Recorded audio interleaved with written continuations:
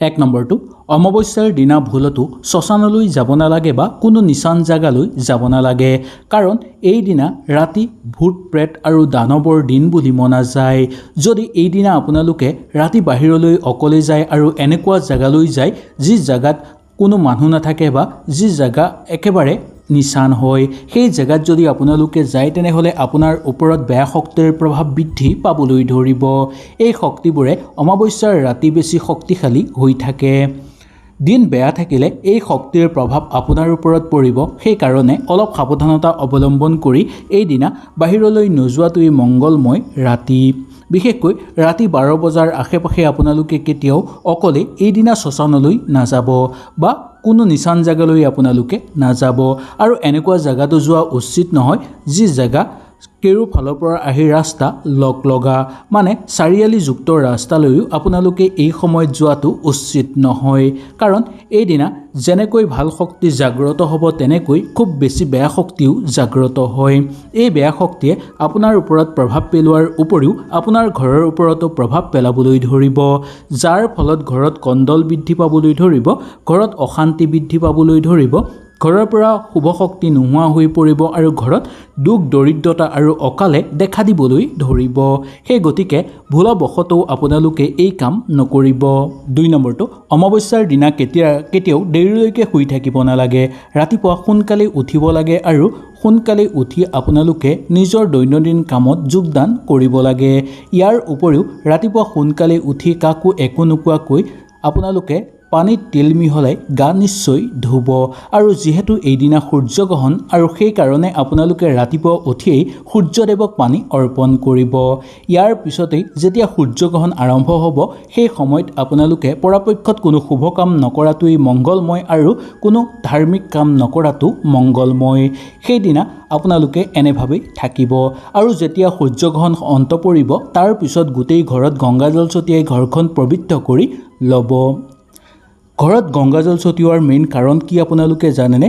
ঘৰত যদি আপোনালোকৰ এই গ্ৰহণৰ সময়ত বেয়া ৰশ্মি ঘৰত প্ৰৱেশ কৰে সেই গংগাজল ছটিওৱাৰ লগে লগে সকলো বেয়া শক্তি আপোনালোকৰ ঘৰৰ পৰা নোহোৱা হৈ পৰিব আৰু গ্ৰহণৰ বেয়া ৰশ্মিয়ে আপোনাক ক্ষতি কৰিব নোৱাৰিব। ইয়াৰ উপৰিও এই দিনা যিহেতু অমাৱস্যা সেই কাৰণে অমাৱস্যাৰ দিনা বেয়া শক্তি বেছিকৈ জাগ্ৰত হৈ থাকে আৰু আপোনালোকৰ ঘৰতো প্ৰৱেশ কৰিবলৈ চেষ্টা কৰিব পাৰে। সেইকাৰণে গোটেই ঘৰত গ্ৰহণ অন্ত হোৱাৰ পিছত গংগাজল ছটিয়াই পবিত্ৰ কৰি লোৱাটো উচিত। ৰাতিপুৱা সোনকালে উঠি আপোনালোকে সূৰ্যদেৱক পানী অৰ্পণ কৰিব আৰু লগতে পানীত তিল মিহলাই আপোনালোকে গা ধুব। এনে কৰাটো অত্যন্ত শুভ বুলি মনা গৈছে। শাস্ত্ৰৰ মতে কোৱা হৈছে যে এই দিনা আপোনালোকে কিবা কাম কৰিলে সুন্দৰভাৱে সম্পূৰ্ণ নহ'বও পাৰে। সেইকাৰণে একো শুভ কাম আৰম্ভ কৰাটো উচিত নহয়। ইয়াৰ ক্ষেত্ৰত ক'বলৈ হ'লে আপোনালোকে পিছদিনা কৰিব পাৰে বা সূৰ্যগ্ৰহণ লগাৰ আগতেই আপোনালোকে কৰিব পাৰে। 3 নম্বৰটো গ্ৰহণৰ দিনা পতি পত্নীয়ে শাৰীৰিক মিলন কৰাটো একেবাৰে উচিত নহয়। এইদিনা শাৰীৰিক মিলন কৰাৰ ফলত আপোনালোকৰ ওপৰত এই বেয়া প্ৰভাৱে বৃদ্ধি পাব পাৰে বা বেয়া প্ৰভাৱে প্ৰসাৰ ঘটাব পাৰে আৰু এইদিনা যিহেতু সূৰ্যগ্ৰহণ এইদিনা আপোনালোকে ভুলতো এই কাম নকৰিব। যদি এই কাম কৰে বাই চান্স আপোনালোকৰ যদি গৰ্ভত সন্তান গৰ্ভস্থ হয় তেনেহ'লে সেই সন্তানৰ ওপৰত বেয়া প্ৰভাৱ পৰিব পাৰে আৰু সন্তান ডাঙৰ হোৱাৰ পিছত বহু বেমাৰ আজাৰৰ সন্মুখীন হ'বলগীয়া হ'ব পাৰে। সেই গতিকে এই কাম আপোনালোকে ভুলতো নকৰিব। বিশেষকৈ অমাৱস্যাৰ দিনা আপোনালোকে বিশেষ সাৱধানতা অৱলম্বন কৰি চলিবলৈ চেষ্টা কৰিব। অমাৱস্যাৰ দিনতো আপোনালোকে এনেকুৱা কাম কৰাটো উচিত নহয় আৰু ৰাতিও এনেকুৱা কাম কৰাটো আপোনালোকৰ পক্ষে একেবাৰে অনুচিত। 4 নম্বৰটো এই অমাৱস্যাৰ দিনা কেতিয়াও আপোনালোকে বিবাদ বা কাজিয়া নকৰিব। আপোনালোকে কাজিয়া পেচালৰ পৰা যিমান দূৰত্ব বজাই ৰাখিব আপোনালোকৰ কাৰণে ভাল হ'ব। মামলা মোকদ্দমাৰ পৰা অলপ দূৰত্ব বজাই ৰাখিব পাৰিলে আপোনালোকৰ কাৰণে ভাল হ'ব। অজানিতে যদি কিবা কণ্ডলৰ মাজত সোমাই পৰিছে তেনেহ'লে সেই কণ্ডলৰ পৰা অতি সোনকালে ওলাই আহিবলৈ চেষ্টা কৰিব আৰু বেলেগৰ কণ্ডলৰ মাজতো যাতে আপোনালোকে সোমাই নপৰে তাৰ প্ৰতি লক্ষ্য ৰাখিব। বহু সমস্যাত পৰিব পাৰে আপুনি।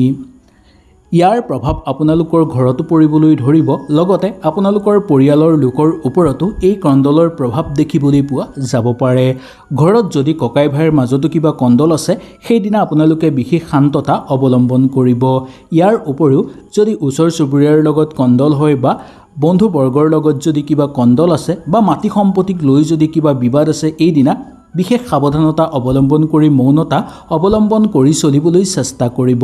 এইদিনা যদি আপোনালোকে কণ্ডলৰ লগত জড়িত হয় তেনেহ'লে গোটেই জীৱনৰ কাৰণে ডাঙৰ সমস্যা আহি পৰিব পাৰে আৰু লগতে বহু বেছি ক্ষতি হোৱাৰ সম্ভাৱনা দেখিবলৈ পোৱা যাব পাৰে।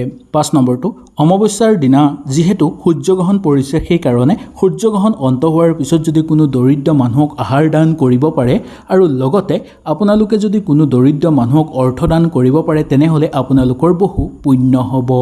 কোনো মন্দিৰতো গৈ আপোনালোকে কিবা দান কৰিব পাৰে।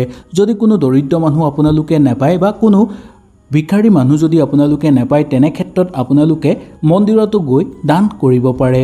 এনে কৰিলে আপোনালোকৰ বহু পাপ ধ্বংস হৈ পৰিব আৰু বহু পুণ্য গোটাব পাৰিব সোনকালে, যাৰ ফলত সকলো দেৱ দেৱীৰ আশীৰ্বাদৰ লগতে বিশেষকৈ সূৰ্যদেৱ আৰু মহাদেৱৰ পৰম আশীৰ্বাদ আপোনালোকে লাভ কৰিব পাৰিব, যাৰ ফলত মনৰ সকলো আশা আপোনালোকৰ পূৰ্ণ হৈ পৰিব, সকলো কৰ্মতে সফলতা অৰ্জন কৰিব পাৰিব, ঘৰৰ পৰা দুখ দৰিদ্ৰতা দূৰ হৈ পৰিব আৰু ঘৰত যদি কিবা কাৰণত অকাল চলি আছিল সেই সকলোবোৰ আপোনালোকৰ সমাপ্ত হৈ পৰিব। সকলো ফালৰ পৰা উন্নতি আপোনালোকৰ দেখিবলৈ পোৱা যায়। অমাৱস্যাৰ দিনা ভুলতো শ্মশানলৈ যাব নালাগে বা কোনো নিচান জাগালৈ যাব নালাগে, কাৰণ এইদিনা ৰাতি ভূত প্ৰেত আৰু দানৱৰ দিন বুলি মনা যায়। যদি এইদিনা আপোনালোকে ৰাতি বাহিৰলৈ অকলে যায় আৰু এনেকুৱা জেগালৈ যায় যি জেগাত কোনো মানুহ নাথাকে বা যি জেগা একেবাৰে নিচান হয়, সেই জেগাত যদি আপোনালোকে যায় তেনেহ'লে আপোনাৰ ওপৰত বেয়া শক্তিৰ প্ৰভাৱ বৃদ্ধি পাবলৈ ধৰিব। এই শক্তিবোৰে অমাৱস্যাৰ ৰাতি বেছি শক্তিশালী হৈ থাকে। দিন বেয়া থাকিলে এই শক্তিৰ প্ৰভাৱ আপোনাৰ ওপৰত পৰিব, সেইকাৰণে অলপ সাৱধানতা অৱলম্বন কৰি এইদিনা বাহিৰলৈ নোযোৱাটোৱেই মংগলময়। ৰাতি বিশেষকৈ ৰাতি 12 বজাৰ আশে পাশে আপোনালোকে কেতিয়াও অকলে এইদিনা শ্মশানলৈ নাযাব বা কোনো নিচান জেগালৈ আপোনালোকে নাযাব আৰু এনেকুৱা জেগাতো যোৱা উচিত নহয় যি জেগা কেৰুফালৰ পৰা আহি ৰাস্তা লগা, মানে চাৰিআলিযুক্ত ৰাস্তালৈও আপোনালোকে এই সময়ত যোৱাটো উচিত নহয়, কাৰণ এইদিনা যেনেকৈ ভাল শক্তি জাগ্ৰত হ'ব তেনেকৈ খুব বেছি বেয়া শক্তিও জাগ্ৰত হয়। এই বেয়া শক্তিয়ে আপোনাৰ ওপৰত প্ৰভাৱ পেলোৱাৰ উপৰিও আপোনাৰ ঘৰৰ ওপৰতো প্ৰভাৱ পেলাবলৈ ধৰিব, যাৰ ফলত ঘৰত কণ্ডল বৃদ্ধি পাবলৈ ধৰিব, ঘৰত অশান্তি বৃদ্ধি পাবলৈ ধৰিব, ঘৰৰ পৰা শুভ শক্তি নোহোৱা হৈ পৰিব আৰু ঘৰত দুখ দৰিদ্ৰতা আৰু অকালে দেখা দিবলৈ ধৰিব। সেই গতিকে ভুলবশতঃ আপোনালোকে এই কাম নকৰিব।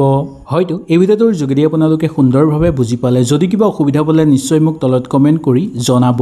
তেনেহ'লে আজিলৈ আপোনালোকৰ ওচৰৰ পৰা বিদায় লৈছোঁ। কালিলৈ পুনৰ আপোনালোকক লগ পোৱাৰ প্ৰতিশ্ৰুতিৰে আজিলৈ নমস্কাৰ।